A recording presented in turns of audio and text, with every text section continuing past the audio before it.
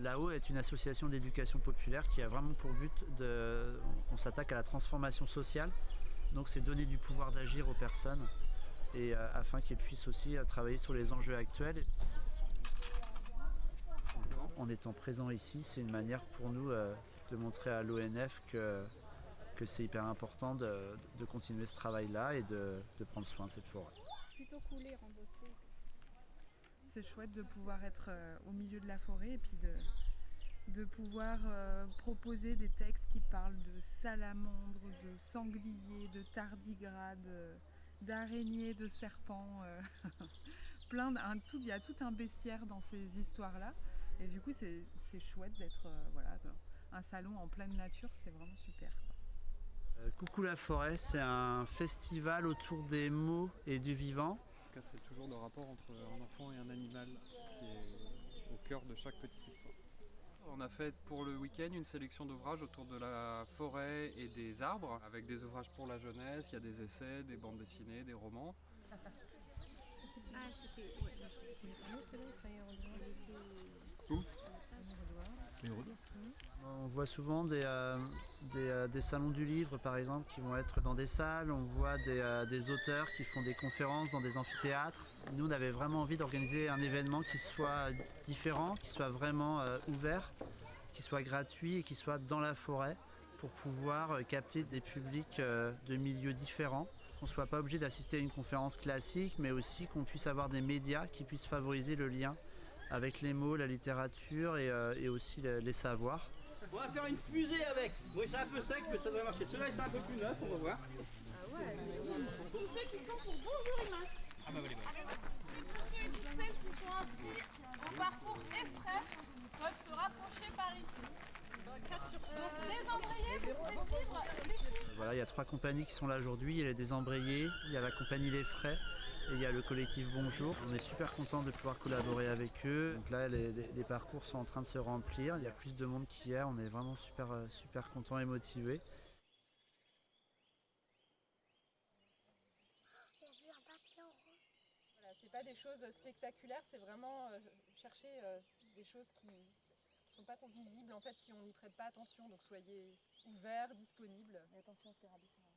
Ah oui. Soyez sangliers quoi. C'est parti.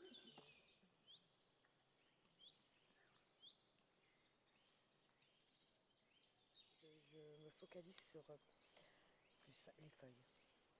les feuilles et les nervures. Essayez de changer un petit peu le regard en vous faisant rentrer dans une histoire, dans un petit... La naissance d'un autre monde. Je sens mon corps. Je sens mon corps vraiment vivre. Il y a plein de êtres. Et de où? À chaque fois qu'on coupe un arbre, c'est pas que l'arbre qui meurt. Des milliards d'autres vies partent avec, des milliards partent avec. C'était super chouette, c'était très émouvant d'entendre le mélange entre les moments de vie, les moments dans les arbres. Et on a eu du plaisir à entendre ce moment-là vécu par nos enfants.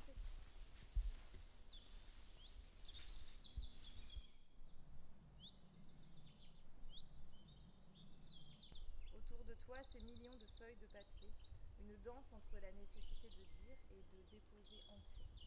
Sors de toi à haute voix.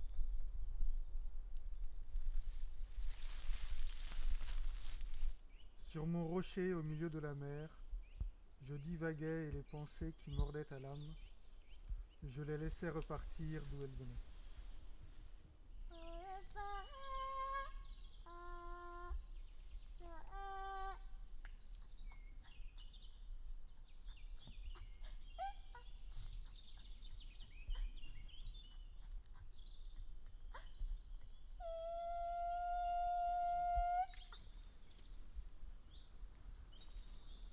Je t'aime passionné, je t'aime passionnément, je t'aime passionnément.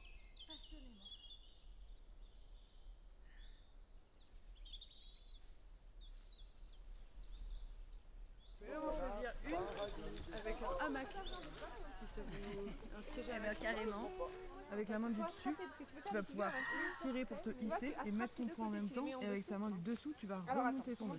L'idée, c'est qu'à chaque petite montée, à l'aide d'une pédale, et bien, du coup, on va monter notre nœud rouge, notre nœud autobloquant, jusqu'à arriver à la cime. Et puis après, quand on aura envie, on pourra redescendre. Elle, tu vois bien que, hop, elle est au-dessus. Là, tu plonges ta main, tu prends la corde et tu tires. Là, tu la bloques. Et du coup, là, tu peux tester. Là, ça marche. Et là-haut, là, il y a plusieurs hamacs pour pouvoir aussi s'installer en hauteur, lire un livre, observer, contempler.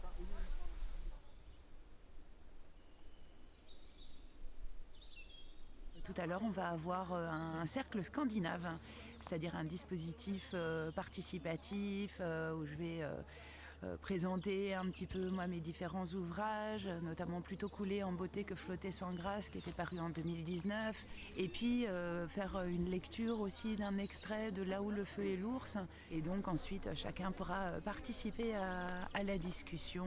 Il y avait aussi des collectifs en lutte qui se battent pour préserver la forêt, celle-ci, et puis d'autres en Bretagne, contre l'appétit de promoteurs immobiliers ou l'agrandissement de zones commerciales et de zones urbaines.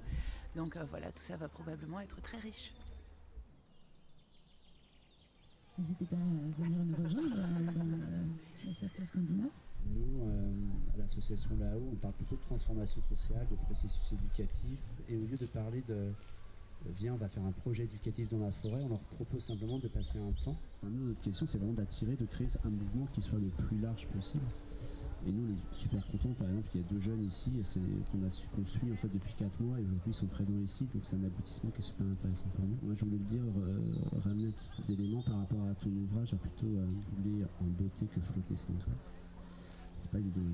Ce qui nous a beaucoup plu en tout cas au sein de l'association là-haut, c'est ces références un petit peu poétiques, cette approche du sensible, et après qu'on retrouve aussi dans des modes d'action aussi parfois assez spontanés, et je pense qu'il faut qu'on arrive aussi à pouvoir attirer tout le monde, et ça passe. Enfin, je pense que la poésie, le sensible, le spectacle, l'art, des moments précieux comme ça, des aventures collectives dans la forêt par exemple, peuvent vraiment jouer, quoi. Il y a des personnes qui vont marcher à la colère, il y en a qui vont marcher à la poésie, et en fait les deux ne s'excluent pas mutuellement. Et pour finir là-dessus, je voulais vous parler en éducation populaire, un truc que j'ai souvent croisé, qu'on appelle généralement le triangle de la transformation sociale. C'est une sorte de trépied qui a besoin donc de ces 3 pieds pour rester à peu près stable. Un des pieds, c'est la question de la résistance. Le deuxième pied, c'est ce qu'on appelle les alternatives, ou tout ce qui est de l'ordre de la préfiguration. Et le troisième pied, c'est tout ce qui est de l'ordre de la bataille culturelle, de l'éducation populaire, et de créer une ambiance sociale qui ne soit pas dominée en fait par des visions à base de soldats du futur, d'intelligence artificielle, et de guerre civile pour l'accaparement des ressources, mais qui soit plutôt teinté d'autres types de valeurs, de coopération, d'entraide, justement d'autonomie politique et matérielle, voire de poésie, etc.